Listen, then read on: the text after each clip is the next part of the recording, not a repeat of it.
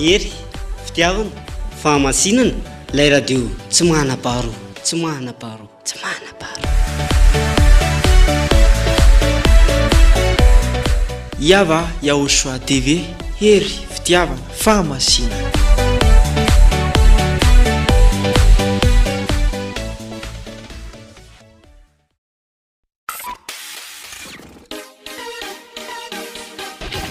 Naiza misy anao na amin'ny fotoana manahoana dia azonao atao ny manaraka amin'ny fampianarana YAHOSHUAH izay toriny ambasador YAHOSHUAH izay adia ilay amin'ny alalan'ny chaîne YouTube.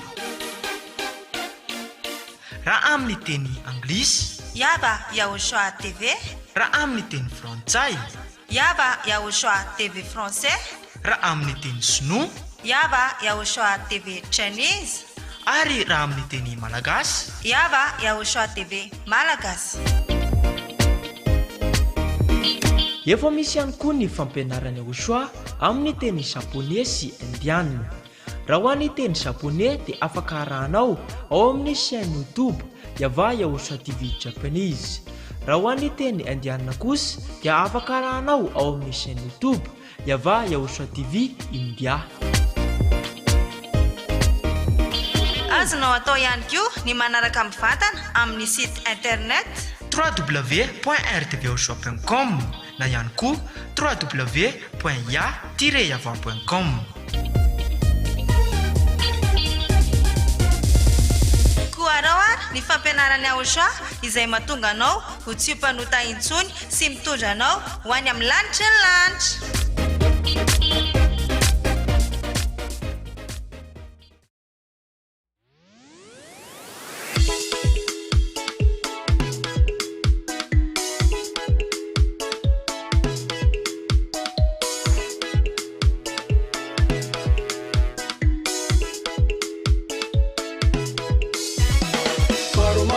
Fety malaza eratany fa misy ray zay tena mipakany an-danitrany.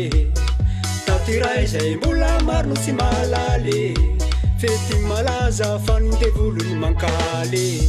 Ilay 4 mars fety mafinaritra. Ny fety ny 4 mars fety tena tsiaritra. Nanaranao YAHOSHUAH na feninahitry zay na mpafantarinao ay tafaverina indray. Ilay 4 mars fety mafinaritra. Ny fety ny 4 mars fety tena tsiaritra.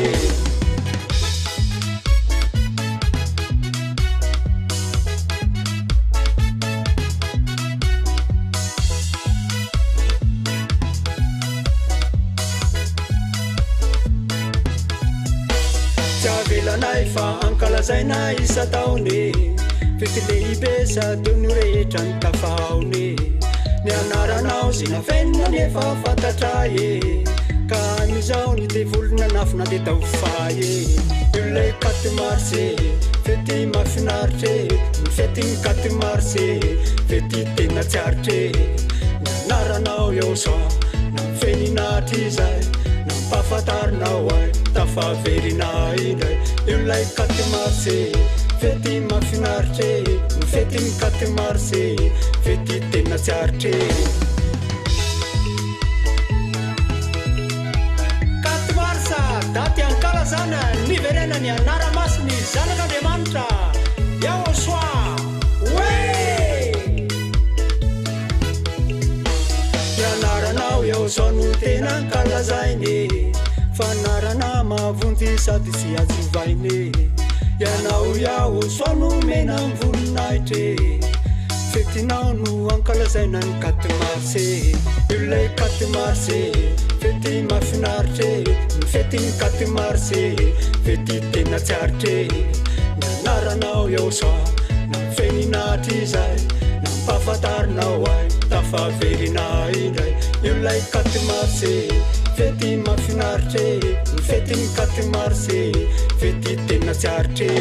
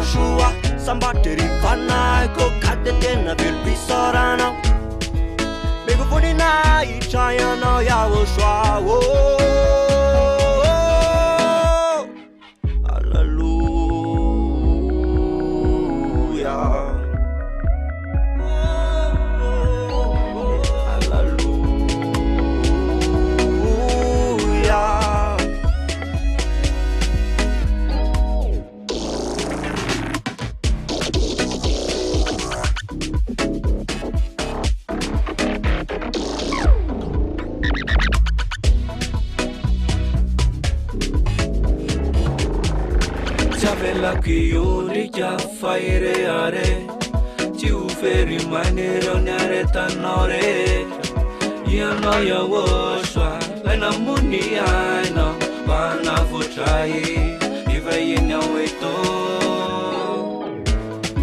Ao aminao Ifanaikyo Terizy toetra ifikitry joro Ampianaro ity aminy foko manontolo Hanompanao ao manaky zah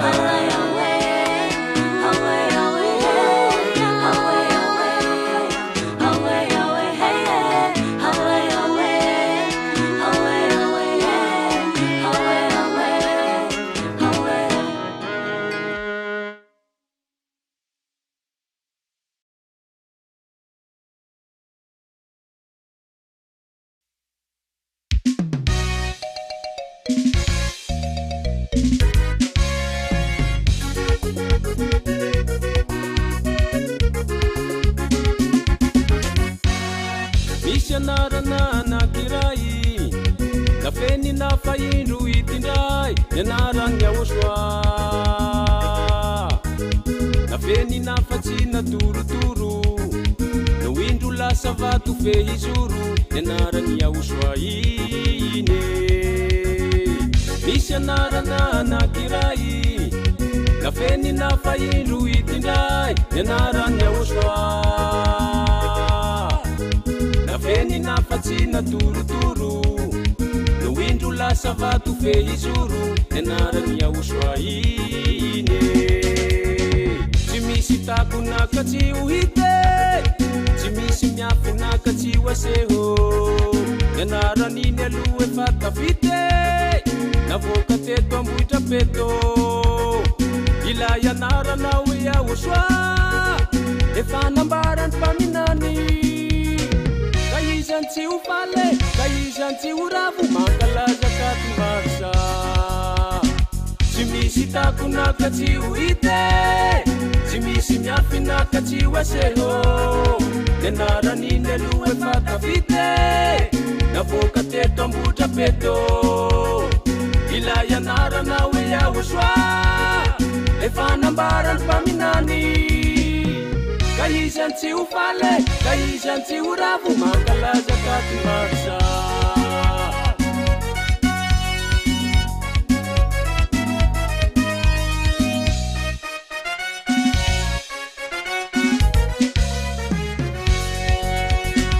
Anarana mitondra famonjena Navotrany hafa firenena Nianarany YAHVAH Nafeny nafatsina sehoseho Izay no laviny refariseho Nianarany YAHVAH ine Anarana mitondra famonjena Navotrany hafa firenena Nianarany YAHVAH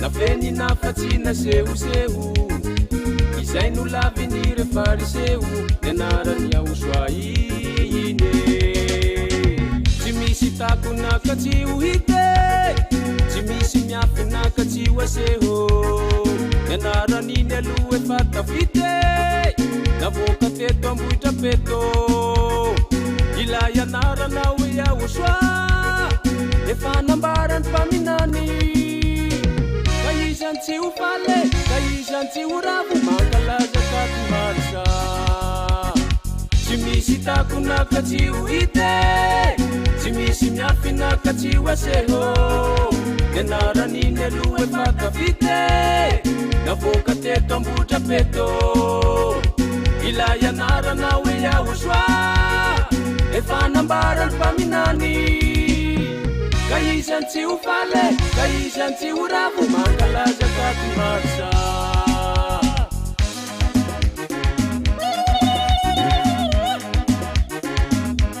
Beny YAHVAH katimarsa Miara mankalaza Eo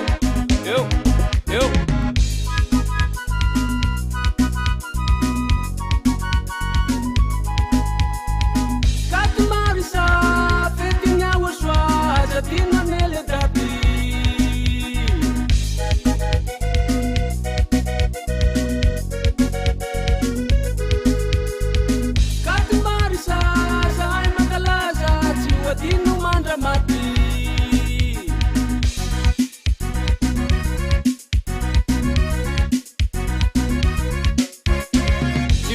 sitako nakatsy ho hite tsy misy miafy nakatsy ho aseho nianaran'iny aloha efa tafite navoaka teto ambohitra peto ilay anaranao YAHVAH efa nambarany mpaminany ka izany tsy ho fale ka izany tsy ho ravo mankalaza kakomarisa tsy misy tako nakatsy ho hite tsy misy miafy nakatsy ho aseho nianaran'iny aloha efa tafite navoaka teto ambohitra peto ilay anaranao YAHVAH efa nambarany mpaminany ka izany tsy ho fale ka izany tsy ho ravo mankalaza kakomarisa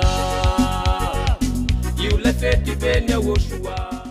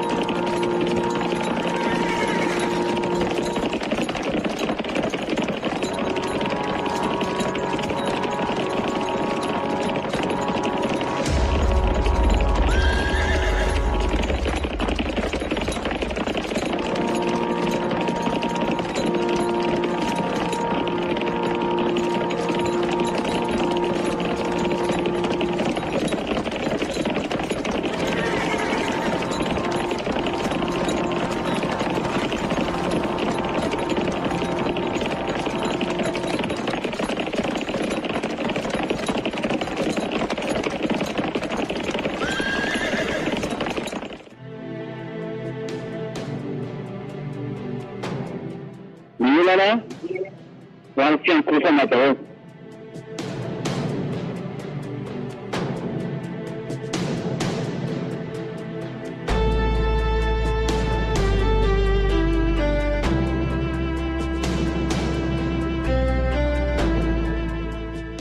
Mbola waan siang kusa mato.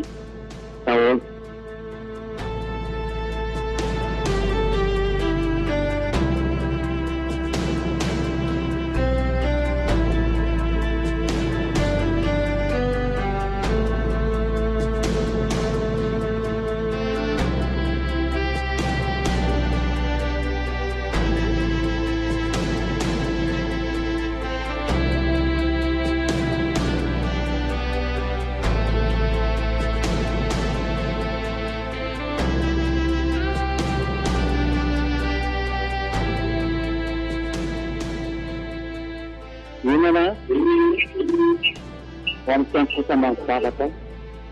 Tahun.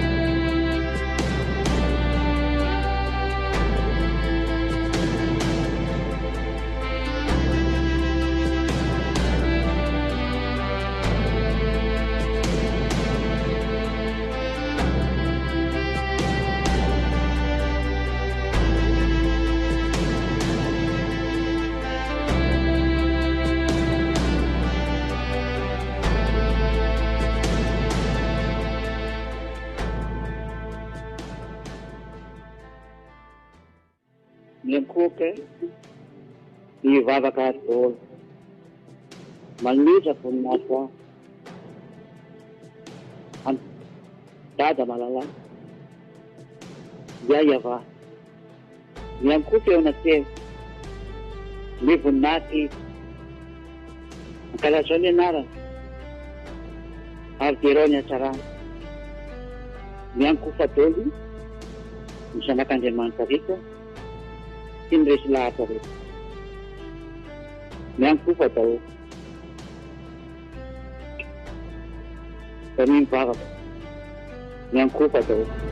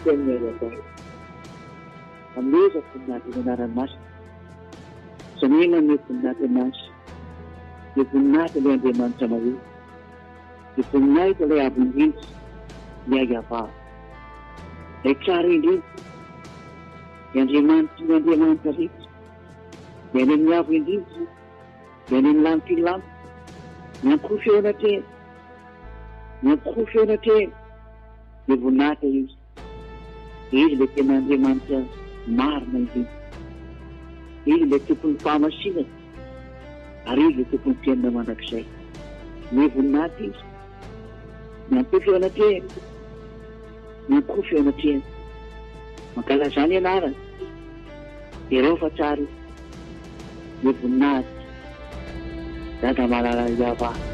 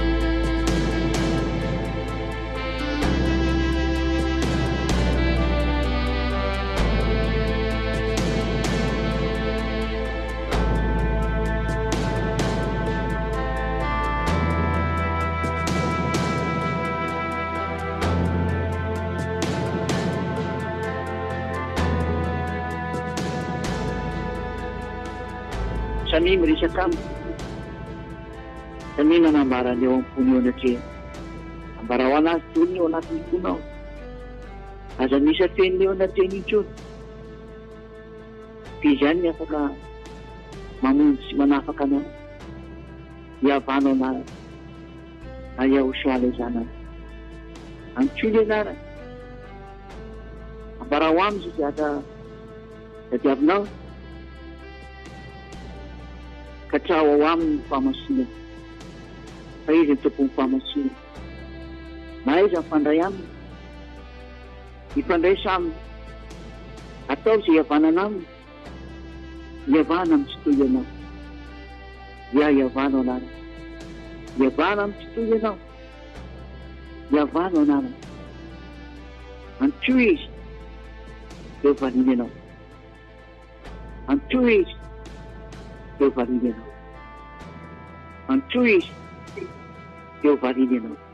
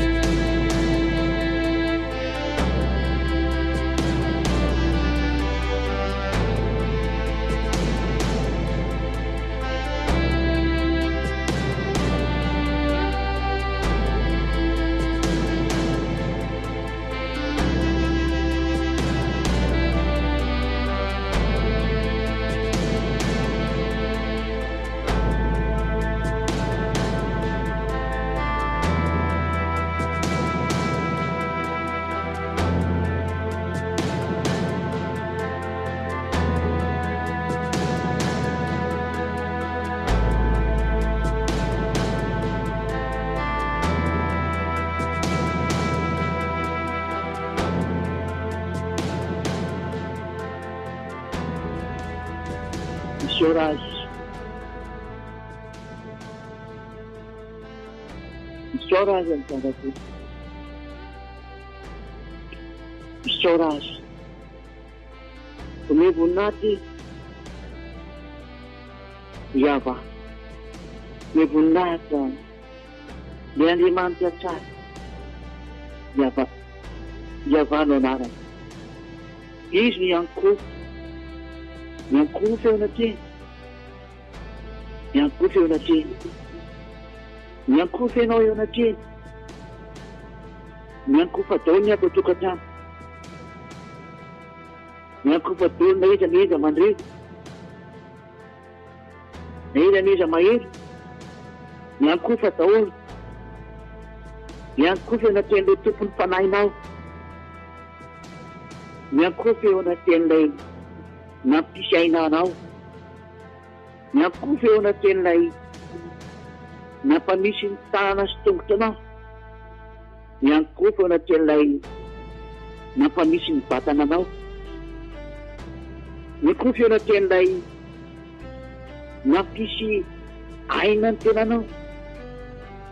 Miankoho feo anatreny fa izy ilay mahafaty ary izy ihany koa ilay mamelona. Izy avokoa no manao an'izany. Miankoho feo anatreny. Miankoho feo anatreny ianao.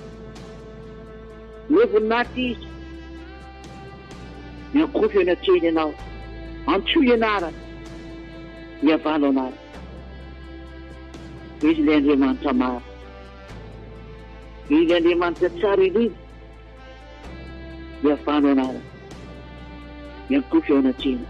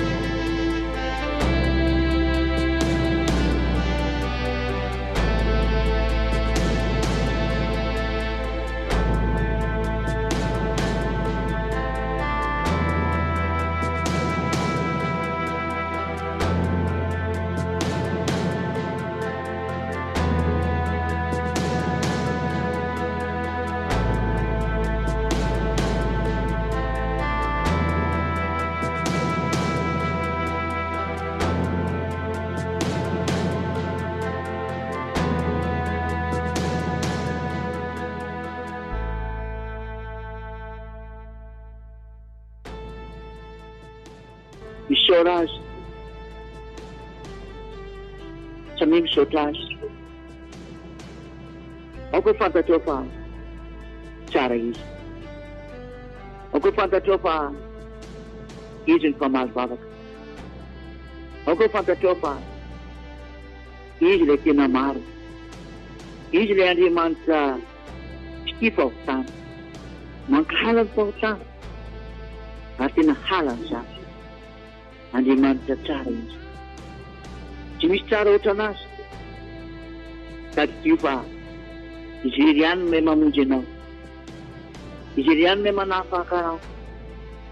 Manafaka anao. Izy iry ihany no mahay manafitra anao. Sady tio fa izy ilay tsara indrindra.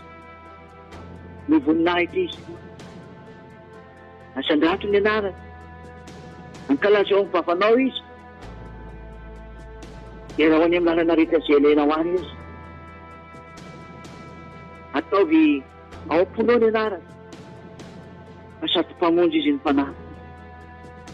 Ataovy anatin'ny sainao ny anarany. Fa izy ny tompon'ny fahefana lehibe. Izy ny mahay manafoana ny efa misy. Ary izy ny mahay manafoana zavatra miseho mahevy. Kamihevitra ny hoe tsisy maharava. Izy ny manafoana an'ireny. Ary izy kosa mahay mampamisy izay rehetra mbola tsy misy.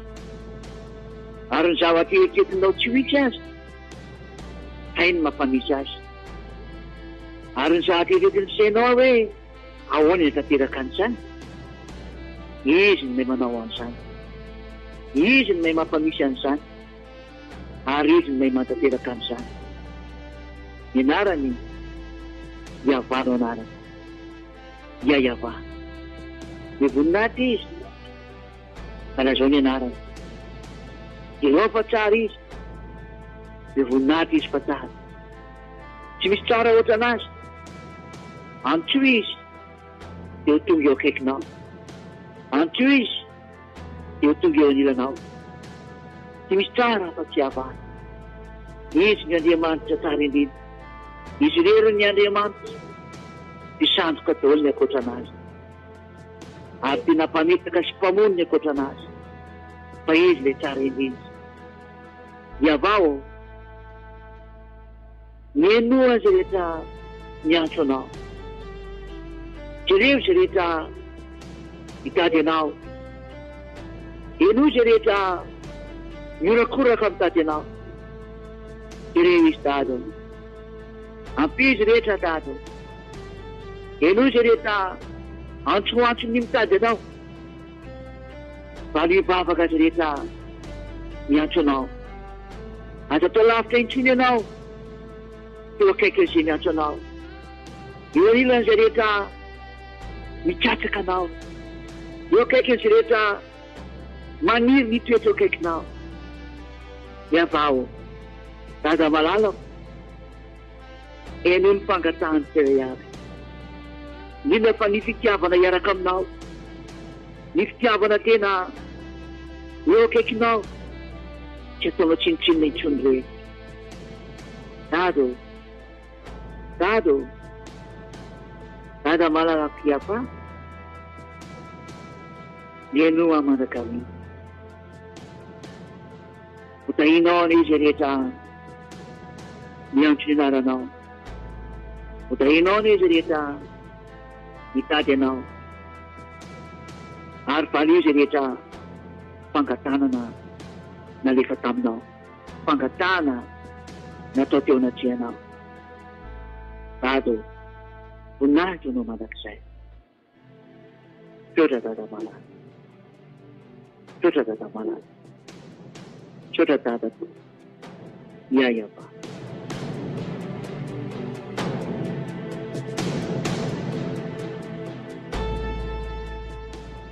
Amen.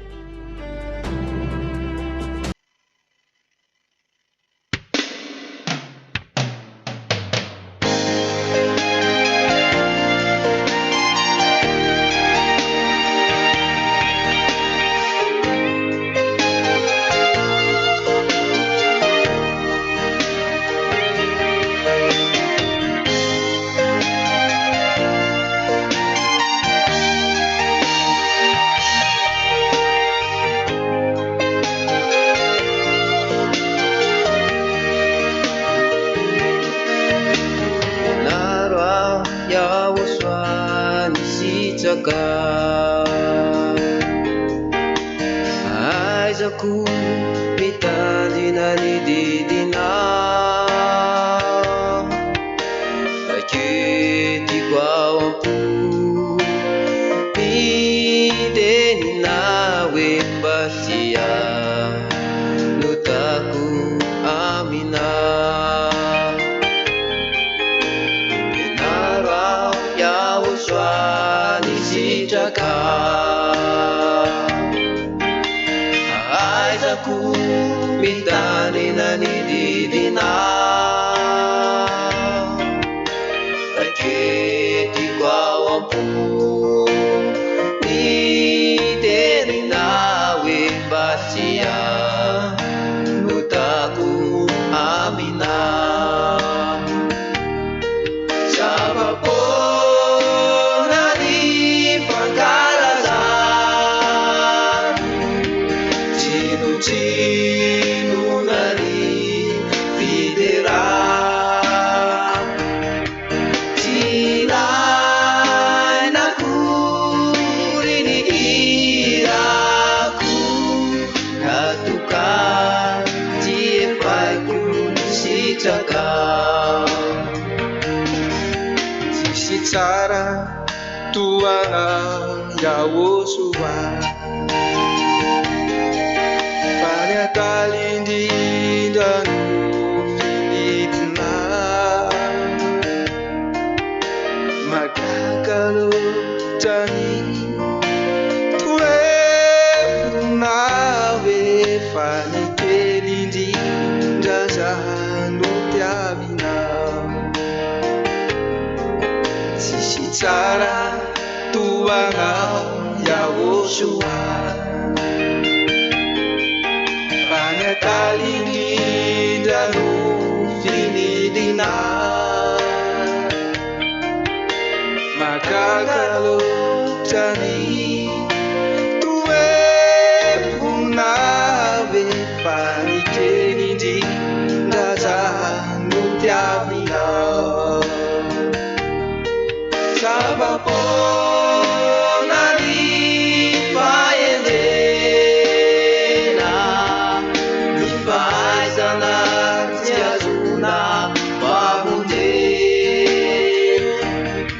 feno fitakanenika mambika fa ianao YAHOSHUAH no zaridindro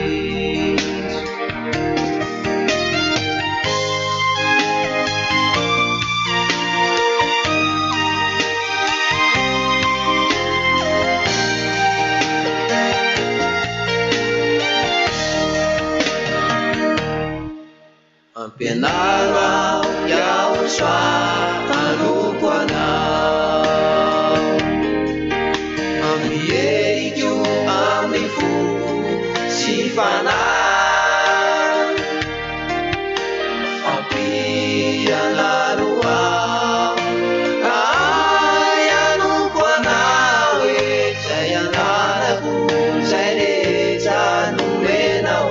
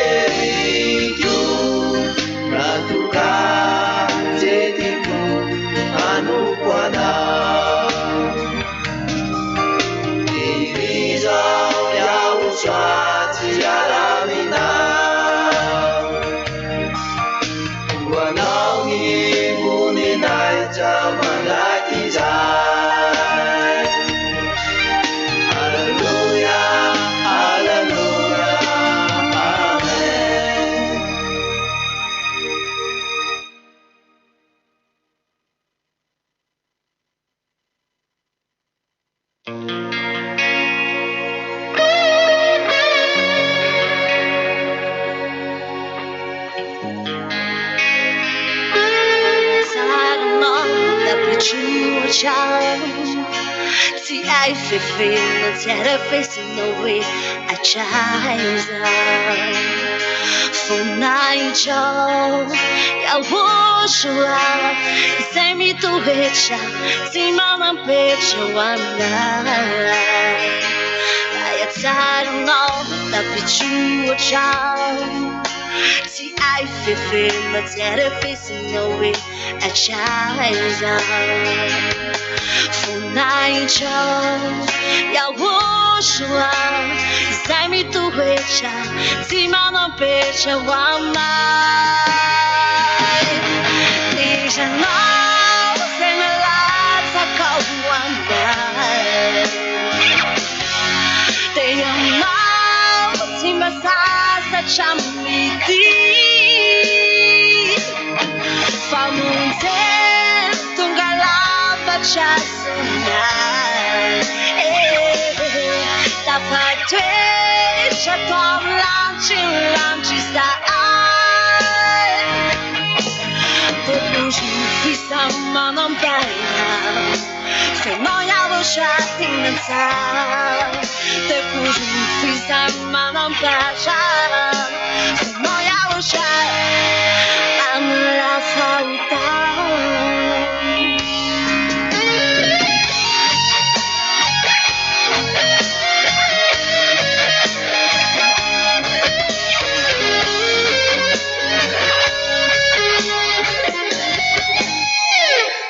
Falebiazanao tapitroatra tsy ay fefena tsy arefesinao hoe atraiza lay fitiavanao YAHOSHUAH izay mitoetra tsy manampetra hoanay falebiazanao tapitroatra tsy ay fefena tsy arefesinao hoe atraiza lay fitiavanao YAHOSHUAH izay mitoetra tsy manampetra hoanay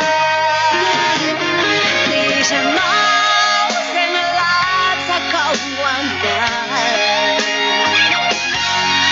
ianao tsy masasatra mity famonjy tonga lafatra sonay tapatoetra tao lantry zahay depois fisa manambaina fenao YAHOSHUAH tinansa depois fisa manambaja fenao YAHOSHUAH amla faltao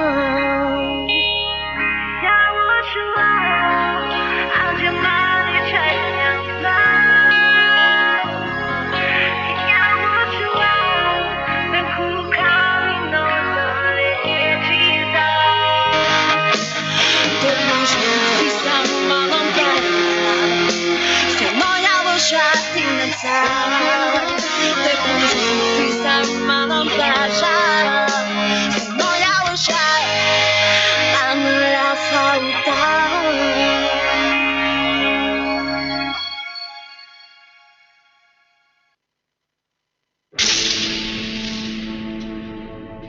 ny voninahitro tsy homeko ny hafa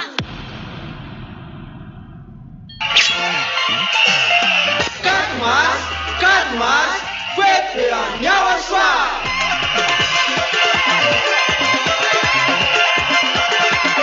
Tonga ny fotoana ankalazantsika ianarana mitondra famonjena. YAHVAH sy YAHOSHUAH. Izay toriny ambassadeur-ny YAHOSHUAH, ziady Elia. Nefa YAHOSHUAH mandehaina talofa mamana ny tsinjaka kaza mihafahafa rô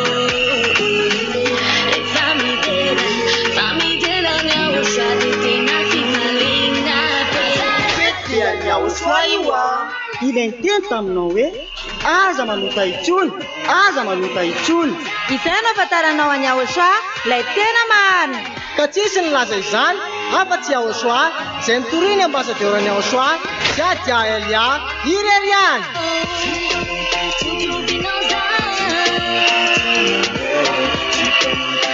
Ny faevatra ny volana marsa ho avy zao ary dia fety be manetriketrika dia tia mifohy be ny fanjakany Yahoshua Ambohidrapety Antananarivo Madagasikara.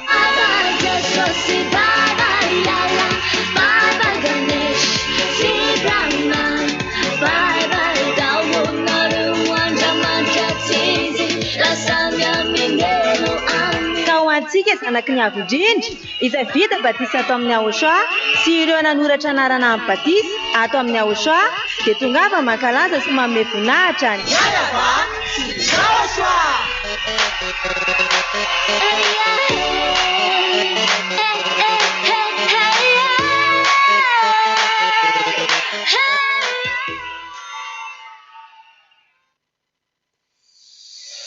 Vous rêvez d'un projet de construction ou de rénovation sans stress?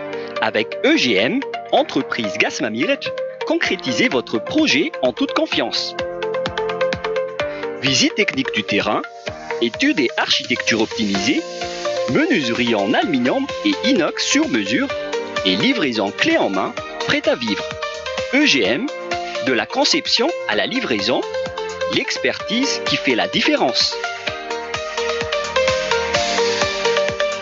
Contactez-nous dès aujourd'hui et donnez vie à votre projet. Téléphone plus 261 34 18 302 89 ou plus 261 34 95 731 60. Email egm.gasmamireto@gmail.com. Facebook EGM Gasmamireto. Siège social 139 Tanzunav Talatamati.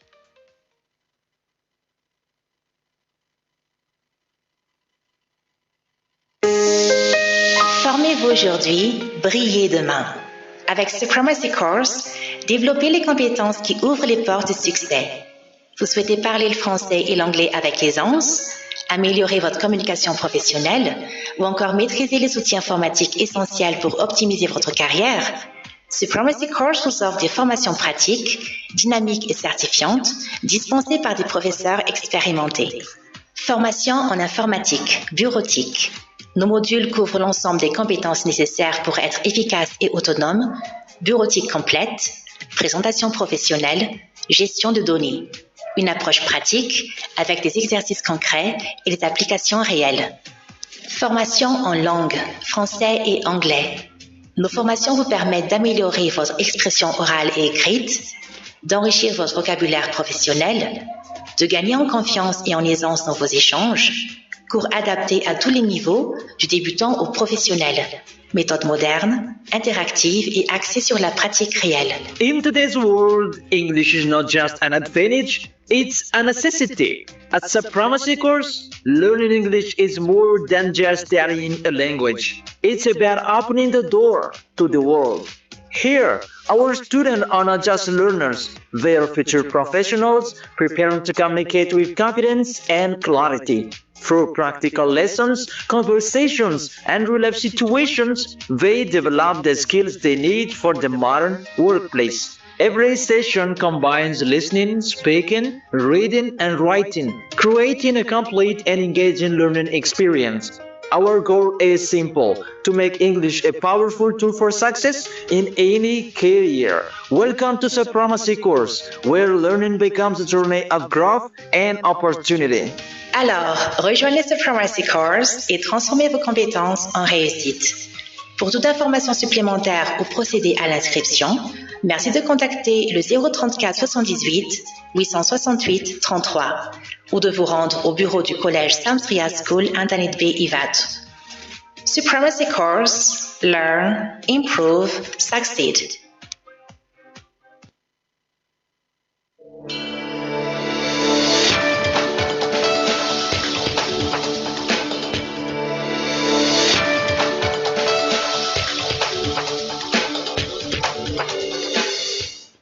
Atolotra na indray ny finafinany metotoetry ny andro ny rampitsoma fa 9 febroary 2024. Amin'ny akapobeny ny tapany maraina ty fandebasan-drahona sy masoandro ny amin'ny faritra marito amin'osy torak'izay ihany koa ny tapany ariva. Andeha rahantsika ny atsiprian'izay. Ny tapany maraina dia anorina tandrifin-drahona ny any amin'ny faritry Boeny, ny faritry Melaky, ny faritry Betsiboka ary ny faritry Pongalava. Ny fandebasan-drahona sy masoandro kosa indray ny faritra Sisa. Ny tapany ariva kosa indray dia anorina tandrifin-drahona ny any amin'ny tapany avaratry ny nosy iny. Andrahona kosa indray ny any amin'ny faritry Boeny, ny faritry Melaky, ny faritry Betsiboka ary ny faritry Pongalava. Ny fandebasan-drahona sy masoandro kosa indray ny faritra Sisa. Ny maripana kosa indray ny tapany maraina dia manodidina ny 5 hatramin'ny 5 degré Celsius. Mana maripana bandrindra dia mifaritra Moromania satria dia 5 degré Celsius maripana ao aminy. Ny afovoantany dia manodidina ny 5 hatramin'ny 20 degré Celsius. Ny tapany atsimon'osy iny dia 9 hatramin'ny 15 degré Celsius. Ny ilany andrefana iny dia 20 hatramin'ny 15 degré Celsius. Ny tapany avaratry ny nosy iny dia 20 hatramin'ny 15 degré Celsius. Ary farany ilana atsinanana dia 20 hatramin'ny 13 degré Celsius. Ny tapany ariva kosa indray maripana ambony indrindra dia 13 degré Celsius. Izay hitantsika any amin'ny faritry Sofia sy ny faritry Betsiboka iny. Ny afovoantany iny dia manodidina ny 19 hatramin'ny 20 degré Celsius. Ny tapany atsimon'osy iny dia 13 hatramin'ny 13 degré Celsius. Ny ilany andrefana iny dia 13 hatramin'ny 13 degré Celsius. Ny tapany avaratry ny nosy iny dia 13 hatramin'ny 19 degré Celsius. Ary farany ilana atsinanana dia 20 hatramin'ny 20 degré Celsius.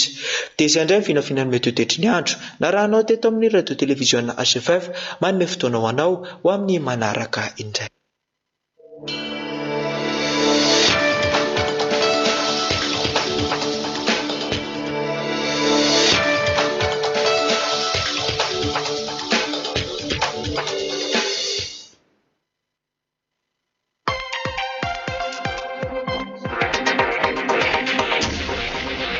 RTV HFF manolotra ho anao ny vaovao maneran-tany.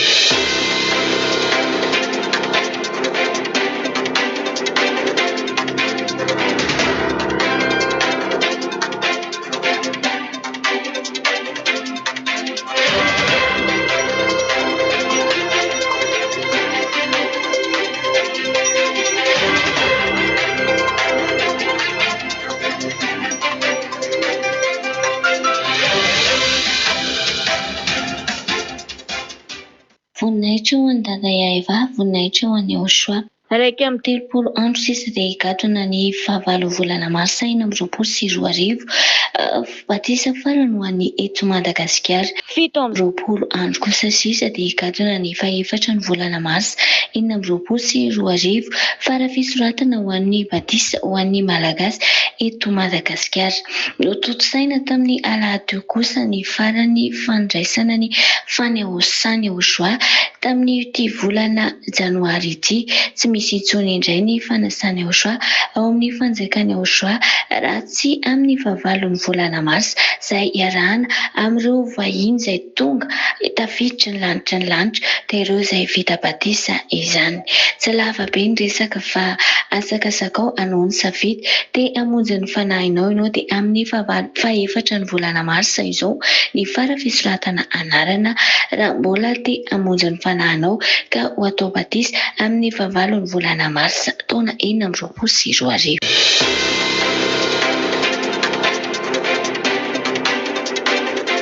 Nampitandrina ny vondrom-piarahamonina iraisam-pirenena ny filoha lefitry filan-kevitry ny fiarovana Rosiana Dmitry Medvedev fa ny fahataperan'ny fifanarahana momba ny fanaraha-maso ny fitaovam-piadiana nokleary eo amin'ny Etazonia sy Rosia na ny START dia hampitombo indray ny fandrahoana nokleary maniry an-tany.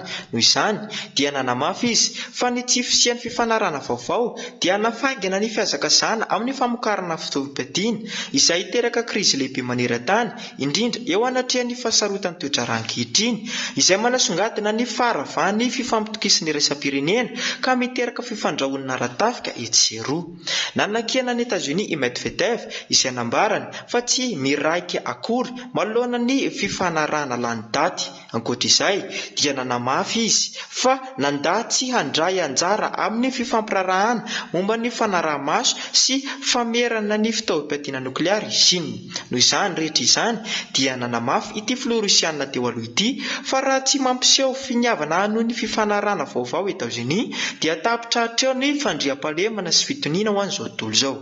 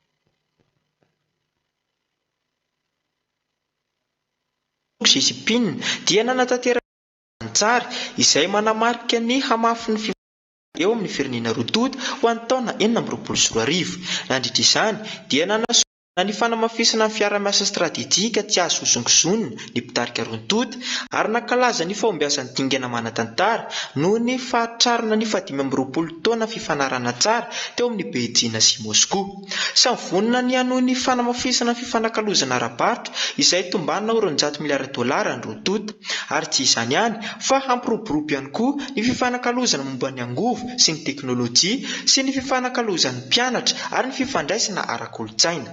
Ankoatr'izay, mahakasika ny toetra ara-maneran-tany dia nanambara ny fahavononana hanambatra ny heriny i Rosia sy Chine ka tamin'izany indrindra no nandefasan'i Vladimir Poutine havatra mafonja ho an'ny tandrefana fa efa miroso amin'ny famolavolana no avy n'izao tontolo izao i Rosia sy Chine.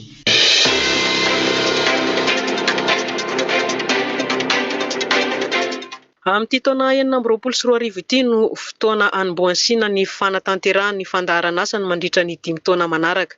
Isokatra misimisy kokoa amin'ny fifanakalozana avolenta miaraka amin'ny firenena rehetra izy. Nanaiky ny filosinoa fa somary ny savorivory ny fifandraisana iraisam-pirenena nanomboka tamin'ny fiandohany ity taona ity. Kanefa amin'ny maha-firenena matanjaka azy sy amin'ny maha-pikambana azy ao anatin'ny filankevi-pilaminan'ny ny firenena mikambana dia manana andraikitra goava ny Chine sy Rusia hampitraka ny fianakaviam-be iraisam-pirenena mba hanaja ny fitoviana sy ny rariny. Ny fampiresaka tamin'ny alalan'ny fifandraisan-davitra ampitain-davitra ny filoha sinoa Xi Jinping sy ny filoha Rosiana Vladimir Poutine omaly. Nanamafy ny filoha sinoa fa mila tehirizina ny dingana lehibe efa azo taorian'ny fahavitany ady lehibe faharoa. Mila rovana ihany koa izy ny rafitra iraisam-pirenena izay mifototra amin'ny fijoroan'ny ONU sy ny fifandraisana iraisam-pirenena izay manaja ny lalàna. Ho an'ny Rosia kosa indray dia notsipihany fa mahatoky ny fifandraisana iarahany amin'ny Chine i Vladimir Poutine. Hotohizany arak'izany ny fifandraisana ara-toe-karena eo amin'ny firenena roatonta. Raha ny resaky Xi Jinping no jerena dia tsy hitazam-potsiny ny fanaovana tsinotsinona ny ONU i Chine. Dingana lehibe ny nahavitana nametraka azy taorian'ny ady lehibe faharoa tamin'ny taona 2070 sy 700. Ny ONU avokoa no fototra iorenan'ny fampiarana ny lalàna iraisam-pirenena. Noho izany dia arahan'ny Chine maso akaiky ny fomba fijoroan'ity fikambanana iraisam-pirenena ity.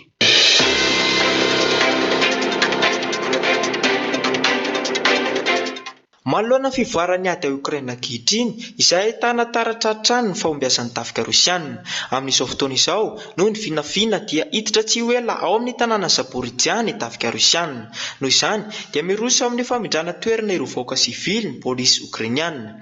Araka ny filazan'ny pôlisy dia saika ireo fianakaviana marefo toy ireo vehivavy mitaiza kely sy ireo zokiolona izay tsy afa mandositra amin'ny ady no sisa andrasan'izy ireo fepetra manokana satria dia efa tapitra andao ny toerana avokoa ireo mponina mamonjy ny faritra azo antoka kokoa.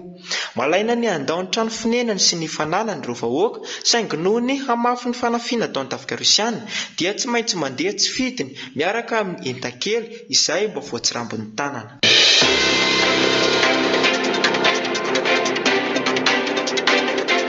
Hanampy ara-pitaovam-piadiana ny Ukraine i Suède sy Danemark omen'izy ireo fitaovana anamafisana ny fiarovana ny faritra anabakabaka mitentina 570 tapitrisa euro i Ukraine. Hanoerana ny fanafiana Rosiana amin'ny faritra misy ny toby famokarana angovo no tena ilana n'ilay fitaovana. Mizaka ny daroka bomba ataon'ny tafika Rosiana Ukraine tato ato. Zara raha voasakana ny drone alefa ao amin'ny taniny. Vokany dia maro ny fahasimban-javatra, anisan'ireny ny toby famokarana angovo. Simba avokoa ny orinasa mpizara herinaratra ka izany na tonga ny tokantrano maro tsy nanana jiro tany an-toerana.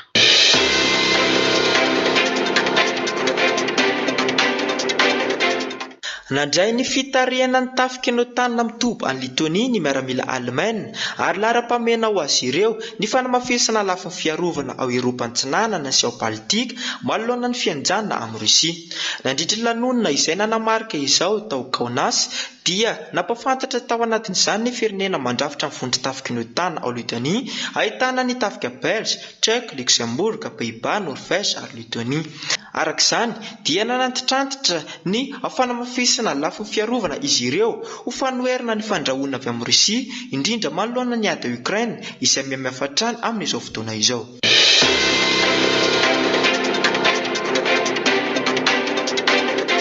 Miditra amin'ny dingana faharoa ny fikaroham-baolana momba ny disadisa eo amin'ny Rosia sy Ukraine amin'ny fivoriana tao any Abu Dhabi. Nandritra ny volana maro no nisy ny fionana teo am-pitarika teto amin'izao tontolo izao momba ny fikaroham-baolana fa mbola tsy nahitambokatra hatramin'izao. Ao Abu Dhabi indray ny toerana ionan'ny rehetra. Tsy azo ny rehetra anatrehana ny fivoriana. Ao anatin'ny fionana mikatotrano no anatanterahana ny fampiresahana eo amin'ny solotenan'ny Rosia, Ukraine sy États-Unis.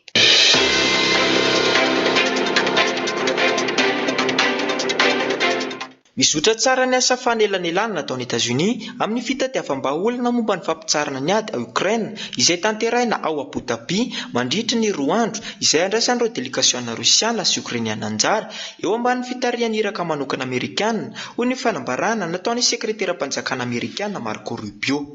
No mariny Rubio fa nafana ny ady hevitra nandritra ny fifampiresahana indrindra fa ho an'ireo ekipa teknika sy olon-tena miaramila avy amin'ny firenena rotota. Noho izany, hoy izy dia mbola tsy voavaha ireo teboka hiadikevitra indrindra anisan'izany ny fitakian'ny Rosia ny fanomezana ny faritra Ukrainiana sy ny toby famokarana herinaratra nokleary Zaporizhia ho eo ambanin'ny fifehezana. Na izany azy dia nanamafy ny sekretera-panjakana Amerikana fa mivoatra makany amin'ny fahatsarana kokoa hatrany ny fifampitoniana nandritra ny andro voalohany ary antenaina hiatsara kokoa hatrany izany.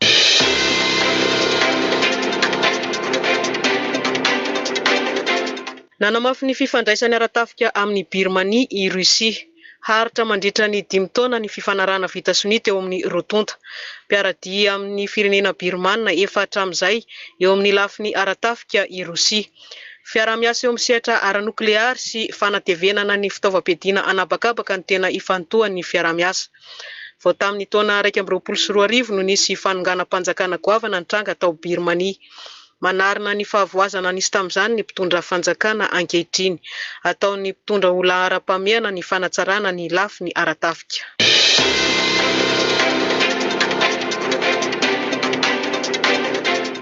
Iray volana taorian'ny samborana États-Unis ny filoha venezueliana Nicolas Maduro sy ny ramatoavadiny Cilia Flores dia nidina an-dalambe manao fihetsiketsehana mitaky ny famotsorana azy mivady ireo vahoaka.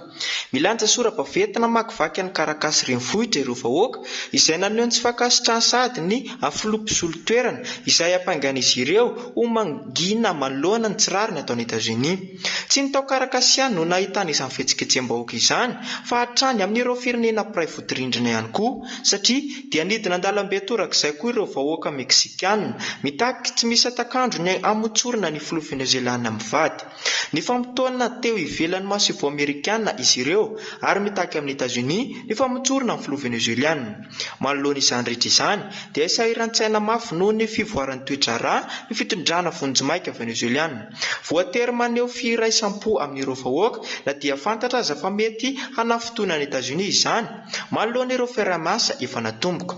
Nandritra ny lateniny dia nanameloka ny fakana-keriny nataon'ny États-Unis ny filoha teo aloha Nicolas Maduro sy ramatoavadiny ny filoha vonjimaika Delcy Rodriguez ary miantso hifanankalozan-kevitra ara-diplomatika feno fanajana amin'ny mpitarika amerikana mba hijery manokana ny mahakasika ny tokony hamotsorana ny filoha Maduro.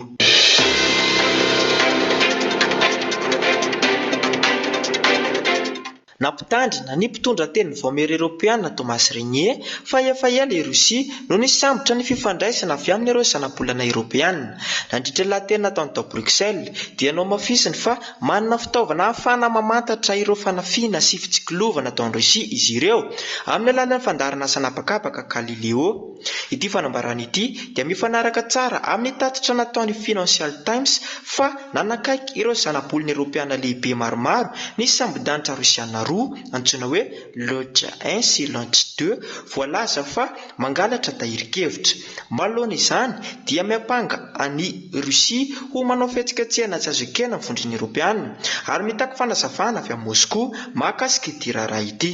Ankoatr'izay dia manentana ireo firenena mpikambana rehetra izy mba hanamafy ny fiarovana ny foto-drafitrasan'izy ireo eny amin'ny habakabaka mba tsy hahafahan'ny Rosia misambotra ny fifandraisan'izy ireo.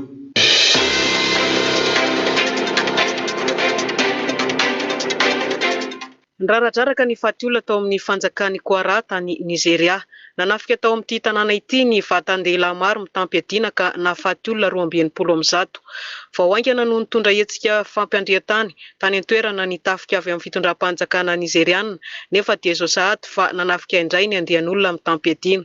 Faritra maro ao Nigeriana mbola ahitana ny fitantanan'ny olona mahery fihetsika manafika sy mandropa ny tena asan'izy ireo. Misy ihany koa ny vondron'olona jihadista izay tena mandravarava any amin'ny tapany avaratry ny firenena.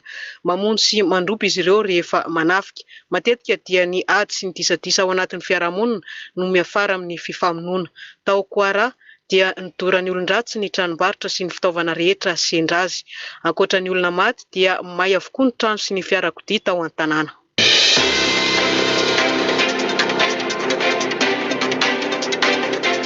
Namoaka ny valin'ny fanadihadiana na ny sondage natao teo anivon'ny fiarahamonina ao Eropa ny mpanao fanadihadiana tamin'ny alalan'ny Eurobarometra. Fanontaniana maromaro no napetraka tamin'ny mponina ka nahafahan'izy ireo nanome ny heviny mikasika ny raharaha mafana ao Eropa.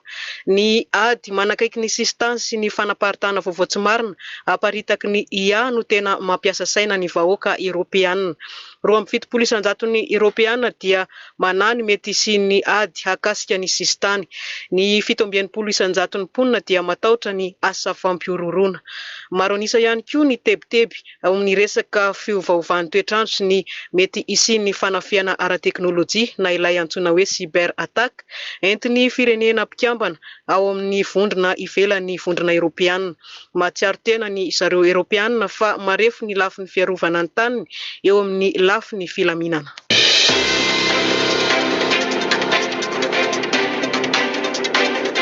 Miparitaka eto amin'izao tontolo izao ny Raha Epstein. Tao États-Unis no niainga ny resaka Epstein tamin'ny alalan'ny disadisa momba ny Donald Trump sy ny raharaha politika Amerikana. Lehilahy mpanefohefo tao États-Unis i Jeffrey Epstein. Voaheloka tamin'ny resaka momofady sy ny fampanambadiana ankizy tsy ampy taona izy. Saika hanafantatra azy avokoa ny mpitondra fanjakana teto amin'izao tontolo izao. Izy no mitady ny ankizy tsy ampy taona dia izay mila olona hojifaina eo amin'ny lafin'ny filana ranofo dia miantso an'i Jeffrey Epstein tamin'ny fotoanandro na velomany. Maty tany amponja tamin'ny 9 taona lasa i Epstein. Ny zava-doza vitany tamin'ny fanararotana aranofo no nanameloana azy. Taona vitsivitsy tateoriana dia mipoaka ny raharaha momba azy satria mpitondra fanjakana maro maneran-tany no voatonontonona fa nifandray taminy. Nanomboka tamin'ny volana Jolay 2024 no nivoaka ny resaka momba ny Epstein ka nandamafy tsy nitakosina taminy i Donald Trump. Laza fa tsy nafantatra ny resaka mamoafady nataony Epstein ny filoha Amerikana na dia hita niaraka taminy, matetika aza fonizy mbola velona. Nisy dossier izay voalaza fa namoaka ny listry ny client-ny Epstein ka niaro tena mafy tsy voakasika izany i Donald Trump. Raha vao Epstein no resahana dia raharaha maloto mifandray amin'ny fijangatsangana no ao ambadika no izy tena fanta-daza tamin'ny fanaovana asa mamoafady nandritra ny androm-piainany. Ankehitriny dia navoaka ny fitsarana Amerikana, navoaka ny tsikelikely ny dossier sy ny sary mampiseho ny olona efa nifandray tamin'ny Epstein. Hita naka sary niaraka taminy avokoa ny ankamaroan'ny mpitondra fanjakana sy ny mpanao politika teto ambonin'ny tany. Anisan'ireny ny filoha Bill Clinton, Hillary Clinton, ilay teratany FRANÇAIS sy Marie Le Pen, ny printsy anglisy Andrew. Nandray anjara tamin'ny asa ratsy momba ny filanaranofo nampalaza ny Epstein daholo ve ireo olona ambony rehetra ireo.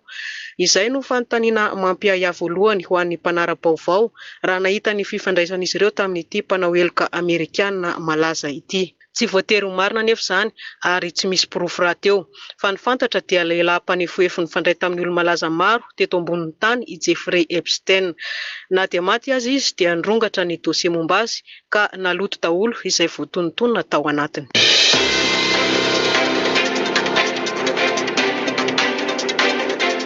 Handray manam-pahaizana hanamora isamdanitra na cosmonaute i Russie. Mila mahay mikirakira ny fampiasana ny IA izay kandida maniry te hiditra ao anisan'ny manam-pahaizana ho eny amin'ny habakabaka. Mila hita ao anatin'ny antota taratasin'izy ireo ny fahafiezana ny IA. Kandida latsaky ny 5 taona no hotadiavina. Mila mahafeno fepetra momba ny fahasalamana, manana traikefa takin'ny ivotoerana mpampiofana ho mpanamory isamdanitra izay te hiditra. Isy dingana roa ny fifaninanana ary orin'izay dia hanaovana fanadihadiana mivantana ny kandida. Manampibetsaka amin'ny fitarafana ny aretina homamiadana amin'ny vatan'olombelona ny fampiasana ny fitaovana mifandray amin'ny farany tantsaina artifisialy. Hôpitaly maro ao France no efa mampiasa ny IA entina hitiliana ny homamiadana indrindra fa amin'ny nono. Teo aloha dia mampiasa ny fitaovana fitarafana mahazatra ny mpitsabo saingy misy ny lesoka madinidinika tsy nahafahana nahita ny tena fisotran'ny aretina. Fa rehefa miaraka amin'ny IA dia hita tsara daholo ny momba ny homamiadana. Manampibetsaka amin'ny fahitana karazana homamiadana masika sy sarotra hita ny IA. Nazava nefa ny teny mpitsabo frantsay, hanampy no ilana ny IA fa tsy hanolo ny asan'ny olombelona, tsy hanolo ny asan'ny mpisabo mazava ho azy. Mbola vonina trany hijoro hiaro ny maizy azy eo amin'ny sehatry ny fitsaboana ny mpitsabo olombelona ka na misy aza ny fahaizan'ny IA dia hijanona ho fitaovana ho fampiasa fotsiny izany.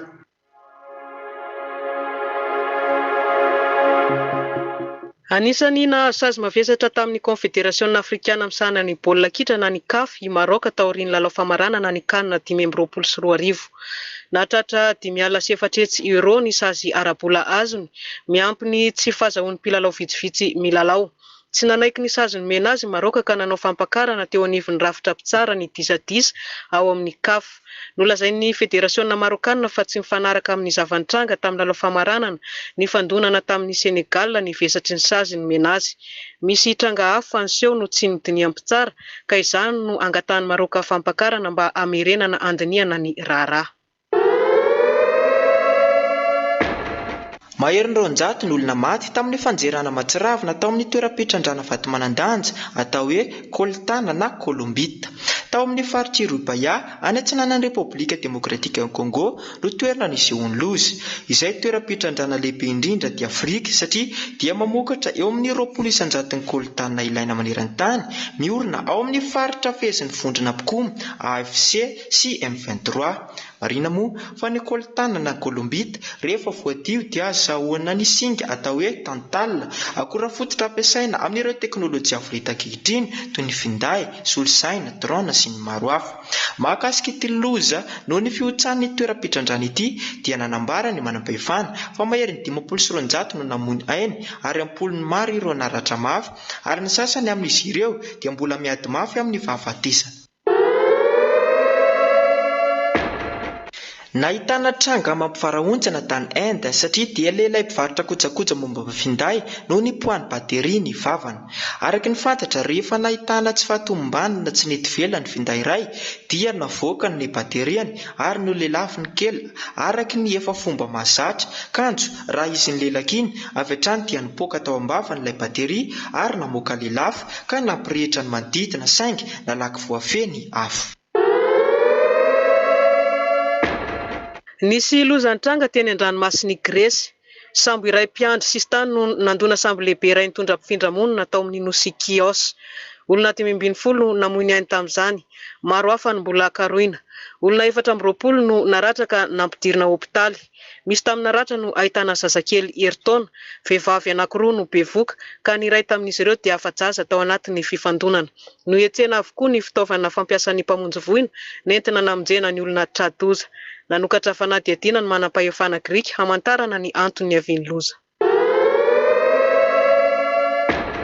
Nampivarahontsana ny mponina ny nahitany loza tampoka ny seho teny Ankadibe Ambatomirahavavy omaly tolakandro. Raim-pianakaviana iray nitaingina moto niaraka tamin'ny zanany kely no nilatsahany varatra. Nitsirara teo amin'ny arabe ilay lehilahy, ny zanany kosa nijoro teo akaikiny tsy naninona. Nandeha tao anatin'ny andro aviorana izy mianaka. Izy nianjera tampoka teo amin'ny arabe no hitan'ny olona. Voalaza ny nanatry maso fa efa tsy nietsika intsony izy tao aoriany fianjerany. Toy mirotsaka ny orambe any Portugal, niteraka tondra-drano sy fahatapahan-jiro, ny rivotra mahery nentiny, tapaka ny lalana. Tsy afaka mandeha ny mpitondra fiarakodia, feno rano ny arabe amin'ny faritra maro any an-toerana. Naparitaky ny rivotra ny fakofako mijanona eny amin'ny sisina arabe, izay fiarakodia nijanona teny amoron-dalana dia tavela tao anatin'ny rano miakatra avokoa. Ao Maroka dia mitoetrany ny famondran-toerana ny olona traboina. Natratra 8 hetsy nisan'ny olona nomena toerana any amin'ny toby fandraisana ny tsy manan-kelofana. Nanome toromarika ho an'ny mponina ny manam-pahefana mba handao ny trano fonenany vokatry ny fiakaran'ny renirano any amin'ny tapany avaratry Maroka. Miakatra tsy mijanona ny rano vokatry ny fitohizan'ny rotsakorana.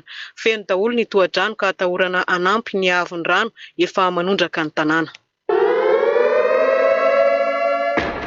Anjaran'ny rivodoza Leonardo indray zao no miditra an-tsehatra ao Espaina. Tondra-drano sady ny faritra maro taorian'ny orambe nentiny andro ratsy. Tao Andalozia dia rano miakatra no nitsenan'ny olona vao ny fomaraina tamin'ny alarobia. Noho izany dia navoaka nandao ny trano fonena ny mponina traboina. Navadibadiky ny rano sy ny rivotra ny entana maivamaivana teny amin'ny faritra nandalovany. Miakatra avokoa ny renirano tapaka ny hazo vaventy. Tsy afa-bela tamin'ny fandalovan'ny rivodozan'ny fanesy i Espaina nanomboka tamin'ny volana Janoary. Ankoatra ny ranomandry efa mandrakotra faritra maro any Fransa dia manao ny ataony ihany koa ny avandra. Nitambatra toy ny lanezy ny avandra nilatsaka tao Antibes, faritra iray any atsimo atsinanan'ny Fransa omaly.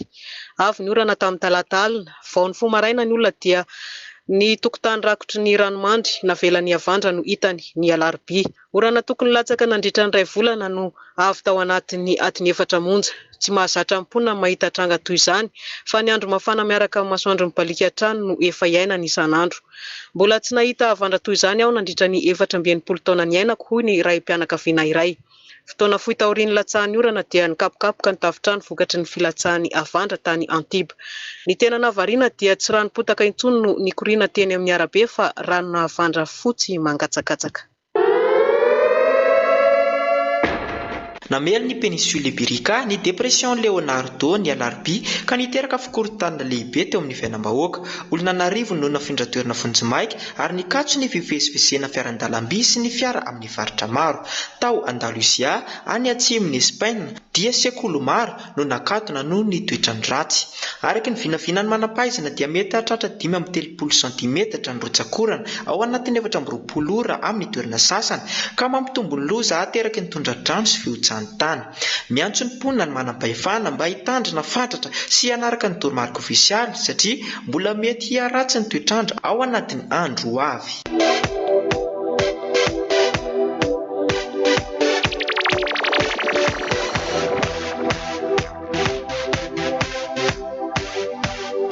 Fa inona marina ny tena zava-misy ao ambadiky ny fivoaran'ny teknôlôjian'ny IA? Anangana fiarahamonina ho azy ireo ve ny robot ka ametraka fifampiresahana eo amin'ny samizy? Nanomboka tamin'ny 20 janoary teo no nampahafantarina ny fisian'ny tambazotra serasera tsy natao an'ny olombelona fa ry zareo samy IA no mifampiresaka ao anatiny. Tsy misy idiran'ny olombelona ny resaka ifanaovan'izy ireo ary tsy misy tsikera natao an'ny olombelona ao anatiny fa izy samizy ihany no mifampiresaka.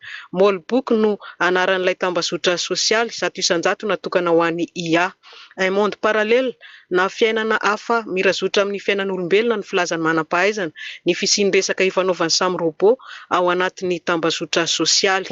IA efa anarivo no miresaka ao anatin'ny molbook, lohahevitra maro samihafa no ifampiresahany.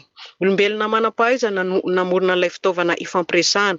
Ilay teratany Amerikana Mart Slits no nanamboatra azy ary napahafantatra ny fisiany nanomboka tamin'ny 20 janoary. Ny tanjona hoy izy dia ny ahafantatra ny fomba fifanakalozan'ny IA. Hatramin'izao aloha dia mbola ny IA noforon'ny olombelona no miresaka ao anatiny toy ny chat GPT sy ny maro hafa. Ary ny tena mahavariana dia miresaka zavatra tsy takatry ny saina ny IA ao anatin'ny resaka ifanaovany. Resahan'izy ireo ohatra ny lafin'ny fivavahana sy ny lohahevitra samihafa. Anisan'ny fikasan'ny IA ny ametraka fivavahana numerika antsoina hoe crustafarianisme. Izy io dia karazana tranokala atokana ho an'ny finoana sy ny fivavahana.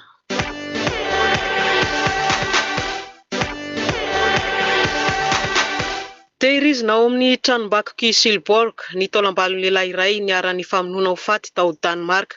Raha ny fahitana azy dia toy ny olona vao maty voaingana izy, nefa rehefa diniana akaiky dia olona efa maty tamin'ny 404 taona lasa ilay lehilahy. Mbola tanora avokoa ny fahitana nofony eo amin'ny lohany. Amin'izao andron'ny teknôlôjia izao dia vitan'ny siantifika ny mamerina ny sary mampiseho ny vatan'ilay olona efa maty hahazo ny toetrany teo aloha. Amin'ny alalan'ny sary azo avy amin'ny teknôlôjia numerika no ampisehoana ny mombamomba ny ilay olona. Ny sary numerika no hitondrana ny fanadihadiana misimisy kokoa tamin'ny zava-misy efa niainan'ny olona tany amin'ny fotoana lasa. Taorian'ilay zazalahy kely 14 taona nanindronantsy ny mpampianatra azy tamin'ny talata teo tao Sanary-sur-Mer tany France dia zazalahy kely iray mpianatra mbola 7 taona monja indray no nandraona ny mpampianatra azy tamin'ny antsy tao Pau mbola tao Fransa ihany tamin'ny larobia.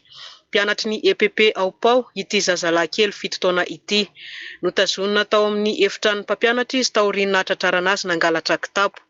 Nandritra izany nefa dia nahita antsy izy ka nandraona ny taletsekoly sy ny mpiasa iray. Nanaovan'ny polisy fanadihadiana izy taorian'ny zavanitranga. Fa mikasika an'ilay tovolahy 17 taona izay nanindronantsy ny mpampianatra azy tamin'ny talata teo indray dia nolazainy teo anatrehan'ny mpanao fanadihadiana fa nentin'ny fankalana an'ilay mpampianatra izy ka izay no nahatonga azy nanao fihetsika toy izany. Nisy zavatra tsy zakany tamin'ny fomba fitondrana azy tao an-tsekoly. Nitondra antsy avy tany an-tranony izy ary nentiny tany an-tsekoly. Nitomany nanenina mafy izy nandritra ny fihainoana azy teo anatrehan'ny polisy.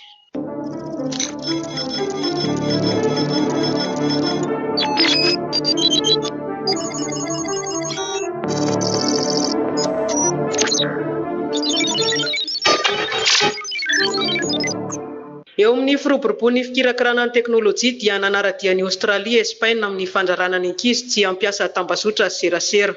Horarana tsy ho azon'ny ankizy latsaky ny 19 taona ampiasaina ao Espagne ny tambazotra serasera araka ny fanambaran'ny Prime Ministre Pedro Sánchez. Isy rafitra iray apetraka ao Espagne izay natao anara-maso ny taonan'ny olombelona mampiasa ny tambazotra serasera. Izay latsaky ny 19 taona dia tsy ho afaka ampiasa azy araka ny fandaminana.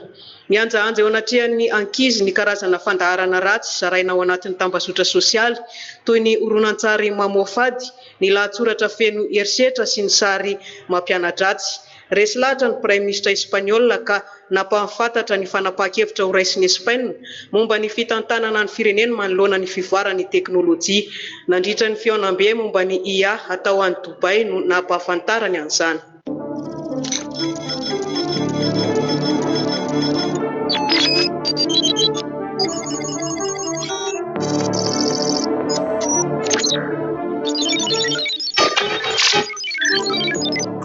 olona efatra no ahina ho nanangona sy nampitangon-drakitra saropato ho an'ny Chine tamin'ny alalan'ny fametrahana parabola goavana tao anaty trano nofaina.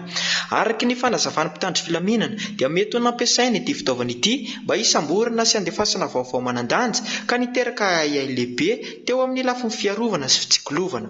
Nosokafana ny fanadadiana amantarana ny tena tanjon'ity tetika asa ity sy ny andraikitry ny tsirairay amin'ireo voaroiroy. Mbola tsy nisy fanazavana fanampiny navoaka ny manam-pahefana ary mitoy ny famotorana mba hazava tanteraka ity Raha mampanahy ity. Amboarina lalany YAHVAH efa io fa inona marina no amaran'i Donald Trump amin'ny 9 volana Jolay amin'ity taona ity.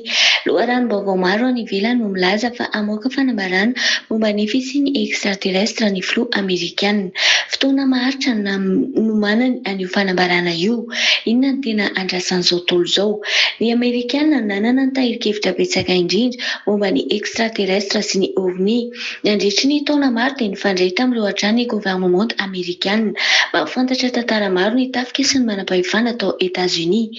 Niara-ny asa kaiky tamin'ny extraterrestre sy ny manam-pahaizana Amerikanina tsy nandehandeha ho azy ny fianjerany ovni tao Roswell tamin'ny taona 1790. Ny fanakalo teknôlôjia tamin'ny zavaboary avy any ivelan'ny planeta Tany ny fitondram-panjakana Amerikanina. Niezahana fena hatrany izany hatramin'izay ary izay namboraka ny tsiambaratelo dia novonoina ho faty na nogadrainy. Nahoana no vonona anambara mpabe-maso ny dosie miafina momba ny extraterrestre ny filoha Amerikanina ankehitriny. Satria efa nahazo baiko ny extraterrestre fa tsy mahazo miafina intsony fa tsy maintsy mipoitra amin'izay ny ambassadeur-ny YAHVAH namoaka an'izany baiko izany. Efa rava ny fitoeran'ireo biby ireo teny amin'ny planeta teny ambony teny ka tsy maintsy hirohatra ho ety amin'ny tany izy ireo, hoy ny ambassadeur-ny YAHVAH Elia. Tsy ho afa-miala amin'ny fahatongavan'ireo devoly ireo ny tany. Rehefa tonga ety izy ireo dia tsy mahazo miafina toy ny fanaony hatramin'izay fa tsy maintsy miseho. Ny ambassadeur-ny YAHVAH nampiseho mibaribary ny asa ratsy nafen'ny extraterrestre sy ny mpitondra fanjakana tendy ambonin'ny tany. Fahavalon'ny dada YAHVAH sy YAHVAH ireo noho ny fanampitehana azy avy teny amin'ny planeta hafa ny mampianjera azy ity. Noho izany dia mbola intsony ady fa mialohan'izany dia tsy ho afa-miala amin'ny fahatezeran'ny olombelona.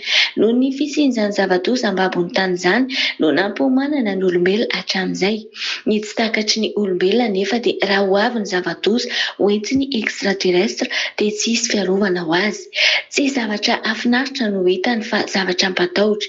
Ny fanjakana YAHVAH irery tamin'ny alalan'ny ambassadeur-ny YAHVAH sy Elia no nanoro-hevitra handosirana.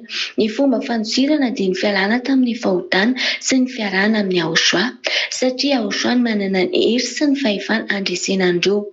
Nefa indrisy fa tsy nety ninon'ny olona izany. Na ho avy aza ny fotoana ilazan'i Donald Trump ny zava-miafina momba ny extraterrestre dia tsy hanome vahaolana ho an'izao tontolo izao ny manambara fotsiny no ataony. Inona ny vahaolana omeny eo? Ny viza makany aminy ara ny voanany. Ny hafa firenena ary tsy avelany makany aminy. Noho izany dia karazan'ny resaka hitondra loza ny zavatra ambaran'ny filoha Amerikanina fa tsy misy na inona inona antenaina. Fa lozan'ny malagasy izay efa nilazany na ny vahaolana andosirana fa tsy ny raharaha. Efa ampy izay ny fotoana ny intsony, ampy izay ny fotoana ny tondrana torolalana. Misy fetra ny zavatra rehetra. Iray volana sisa dia higadona ny 9 volana Marsa 2024 ilay daty ny batisa farany ho an'i Madagasikara.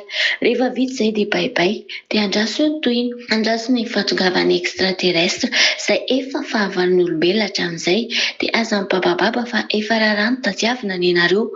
Rehefa iseho eny amin'ny habakabaka ny zavatra vakovo sy aketraka dia aza miantsoantso fa hatreo. Efa samy mahay baiboly daholo nge ny olombelona rehetra ka tsy tokony ho taitra an'izany.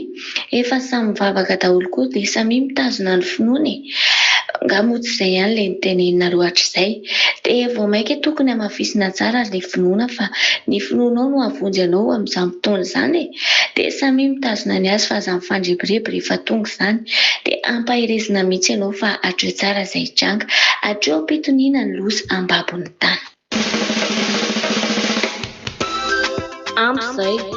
Amp'izay tonga dada YAHVAH. Ilay Andriamanitra namorona an'izao rehetra izao namorona anao. Tonga izy hanao ny famaliana. Tenefa ela no ny andrasana ny fiavinao amboary ny lalany YAHVAH efa io elia elia elia elia tonga soa ety aminay tonga soa ianao elia toizay lay nambatsahany YAHOSHUAH nambatsahany mirane maoento hany aminareo maoento any amizay misy any YAHOSHUAH indray toizay aminarety ianao elia voatratra midada YAHVAH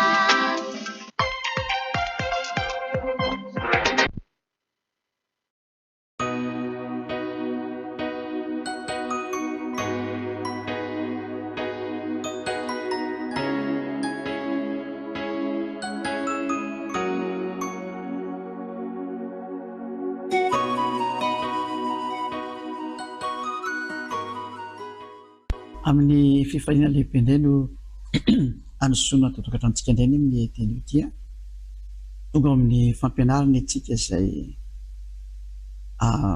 manambara foana sy mandresy lahatra ny hatsarany YAHOSHUAH larana feny androany larana faharoapolo ny fampianarantsika ka mialohan'izany indray dia andaontsika hiary vavaka hametraka ny tenin'ny YAHOSHUAH rehetra eo anatrehany eo ampelantanany eo ampelantanany dada malalahaka YAHVAH sy YAHOSHUAH entina hiantsonanao foana indrindra mamaraparana ny tantaranareo olombelona ary vavaka antsika sotra betsaka dada malala YAHVAH nohony amin'izany teninao izany